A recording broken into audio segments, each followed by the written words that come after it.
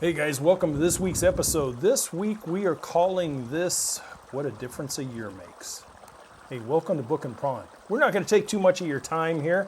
I just wanted to show you what a northern Maine winter looks like from one year to the next. Last year was our first year, our first northern Maine winter. And yeah, we did have some freeze to the brook. We even had a little bit of an ice dam, is what you can see here. Kind of filling up the creek bed, but nothing really overwhelming, kind of interesting, kind of a novelty. And then we started to get into this winter. And according to the locals that I've met, they said, yeah, this is about an average winter. So you can see brook and pond last winter and now here. We had a big rain event, believe it or not, in January, which caused a lot of disruption to the creek bed and also to the driveway. And I had it kind of under control up until about then. And then Mother Nature just basically slapped me around. And creek bed started to freeze. I could not keep it clear no matter what I did.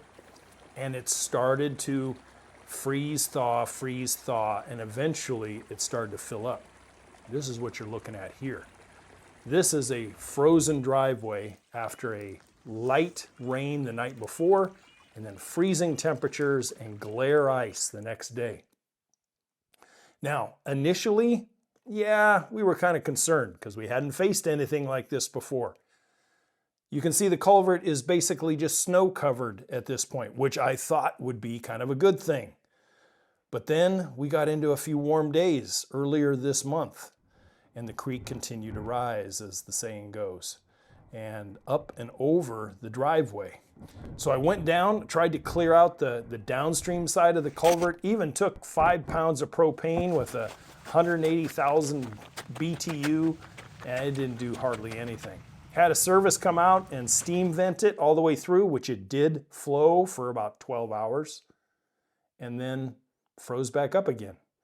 And by now, I'm starting to get a little frustrated. We had gone this far into the winter with, relatively no problems. Now we're starting to have problems, And at first, if you look at this scene, this is nothing. I look back on this going, hey, if we could just go back to this, it would be manageable. The water was flowing out from underneath one of the layers of ice that had developed. And now the driveway, although frozen, it's starting to thaw out a little bit with all the water flowing over it. And it just got worse and worse and worse. And getting in and out was starting to become a little problematic. Even though, our truck, which is a big, heavy, 1-ton dually 4-wheel drive pickup, we were crunching through ice here to get out. And I had a bit of an issue with my wife. She had injured herself where we had to get to the hospital. And with all of that, I had the service come out again and vent it out, which helped a little bit, but it refroze again. And this is kind of the result. All that water flow, I have lost a foot of driveway through there. And so I brought out the big guns. My friend Jared came back out and we started digging. We started digging out, and take note of the amount of ice and the ice layers involved here. We're talking 3-4 inches on the surface, 8 to 12 inches down below, and we're still not finding, even though we could hear running water down underneath this. And that's an 18-inch bucket. And just dig and dig and dig. And I thought that I was going to be able to do this myself with a little electric jackhammer. I was going to be able to create a hole.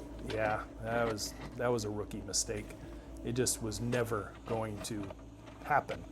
So when Jared came out and did this for me, we had actually had a few cold days, and the thaw that we were suffering from the previous week had basically ground to a halt, which gave us a little bit of a window to get out there and do some stuff. And what I wanted to do was to expose the creek bottom, find the running water that I could hear, and do what I can to kind of clear this 4 feet of ice that had built up and open up the culvert ends. And there you can see we finally found running water. But the culvert with all the kibbles and bits of ice was just clogging up as soon as it freed.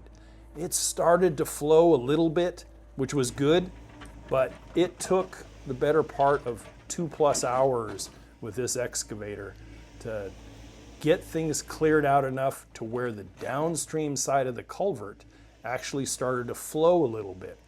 And then things started to take care of themselves. Even though the creek was backed up a bit, it found its way eventually so that it was running, sort of. This is going to take a long time to thaw out. Our driveway is on the northern side of a hill. It is down under tree cover where it's always shady except during the late spring, summer, and early fall. And there is not enough heat down in here to melt this out. Not like up by the house where we're virtually snow-free around the driveway and around the house. No snow on the roof at all right now. But look at the slabs and the layers of ice. The freeze, thaw, freeze, thaw, freeze, thaw. Now for a lot of you, this is just another Thursday. This is what winter up north, represents. But for this California boy, this was a little unnerving, especially when you have a loved one that you need to get to some health care. And although it wasn't a life-threatening emergency, at the time it gave me the willies. And I made a promise to myself right here, right now, when Jared was there, I am not going to allow this to happen again next year. I am going to put applications in place through either heating cables, through removable panels, insulated panels, to where the culvert won't freeze up this bad again and I can continue to have flow. And I'm not going to lose my driveway every winter. I'm just not. And I can see, based on some of the history that's down in the forest below the driveway, that this ain't the first rodeo for this place. And yet it was never disclosed, never talked about when we bought the place, because we bought it in August and moved in October. And we didn't think that there was going to be this much of a problem. The first year we thought, oh, okay, here's a sneak peek. Nah, that was a next to nothing winter. And this one was more along the norm. And the heavier winters are even worse than this. So some preventative measures are going to have to be done. Right now, my whole priority is to get Maestro better and also to get the driveway rebuilt, because driving across this washed out area, number one, it's not good for my truck. And number two, I'm hoping that the worst of the winter is over. Who knows what Mother Nature has in store for me. But for the most part, it's getting warmer little bits, even though at the time of this recording here, we had a 9-degree last night and a 7-degree tonight, which can tend to re-solidify places that aren't rushing really fast. So I needed to be able to do some more work down here, but unfortunately, time and doctor's visits and other things have kind of prevented me from doing what I wanted to do. So this is the downstream side of the culvert. And Jared is down in there scooping out the big, huge blocks of ice, and you can see some flow again, which to me was just monumental. I know that if I can get water to flow, I can get it to the point where it will ebb away at the ice chunks and blocks in the solid culvert that is back up in there. It's going to take quite a while. I know it is. Last year, we were basically ice-free by this time last year. This is going to be there for at least another month, if not 2. And it'll find its way out. It'll melt off and all will be good. But I don't want to have to go through this headache again next year. Watch one of these chunks that he takes out of here. I mean, it basically exposes the whole rim of the culvert, and you can see the water a lot better. Eventually, it got to the point where he was working kind of blind, so I was down in there and kind of, look at that big chunk. Look at the size of those ice chunks that he's pulling out of there.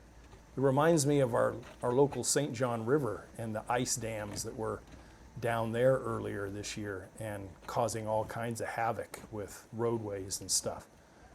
But now, look at the flow. You can really start to see it. And that's what I wanted to see. And nothing of those steam vents, the money that I paid for that, it never really did anything. I spent money on something and it just I never got a return on that investment. This is what has really helped. And if you don't see Coach with his own excavator by this time next year, I'll be surprised. Now, I was doing some directing down here for him because he was working blind, and yeah, it was my fault, but I had one of the teeth of the bucket there hit the lip of the culvert and actually bent it up a little bit. But we get down in there and I guide him back down and we kind of bucket pound it back out. Not a big deal, but it was like, good God, Coach, can you do any more damage, than Mother Nature has already done? So here's where I guide him in, kind of push down on it. It straightened it out enough after a couple of attempts. But yeah, brook and pond and its ebb and flow through the seasons. I'm here as I talk to you in late March of 2025. I have had enough of ice. I can take snow forever. Ice, you can have that crap. That stuff will put a hurting on a piece of property. And you can see this. This is what eventually was the problem on the upstream side. I found birch logs and other things down in there from the big January runoff. Look at that stuff. No wonder the culvert was getting plugged up. And then after I got all of this ice out and Jared and I looked at it, we're really not going to be doing too much more. We'll see if this stuff will drain through, and if it does and it gets down to the creek bed and becomes kind of quasi-normal again, I'll feel like I have a handle on it again. And this is what I'm trying to direct Jared to do right now, is get the last remaining big chunks out of there that keep blocking the flow. And by the time we got done with it, it worked out okay. It really did. It was manageable, and then it started the pooling here.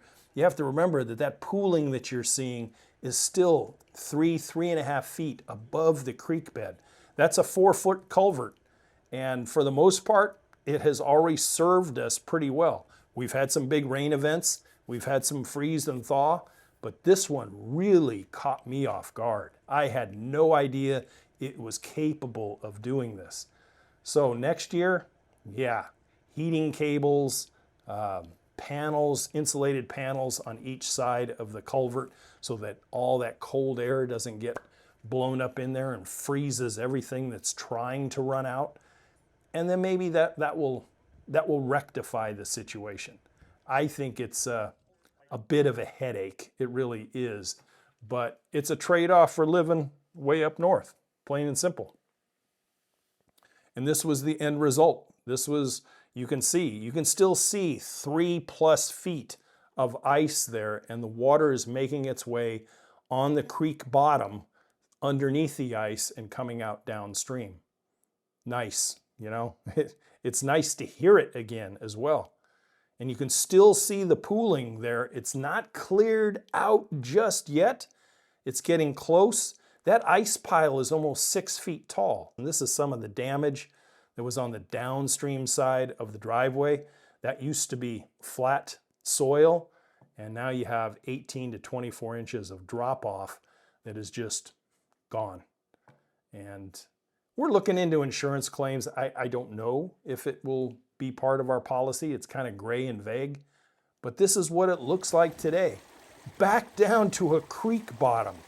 Now this is after the 9-degree night last night, and you can see some of the icing that is really trying hard to take hold again. And I got to get that last remaining birch log out of there. But you probably have about 9 inches of clearance between bottom of culvert to ice block. But look how thick that is. That's over 3.5 feet thick. And wow, that's all I have to say right now. Mother Nature, you won this round. And next round, next year, I've got to take it back. I got to lasso this thing back. And this is not the only culvert in the county that has been like this. There's hundreds that have been this bad. So next year, this year, as you'll see on the channel, I'm going to have to take some major league steps in order to prevent this from happening. And if you guys can learn a little bit from my mistakes and what Mother Nature did, I want it to be able to flow like this all winter long next year. So heating cables, insulated culvert covers that are removable and adjustable. And we will see how it plays out. But more importantly, I appreciate you sticking with me. And if you're still with me, can I please get a like and a subscribe? Helps with the algorithm. And as usual, we see you at least once a week. Don't forget to check out the other parts of the channel and the website, youryardcoach.com. See you next week. Bye for now.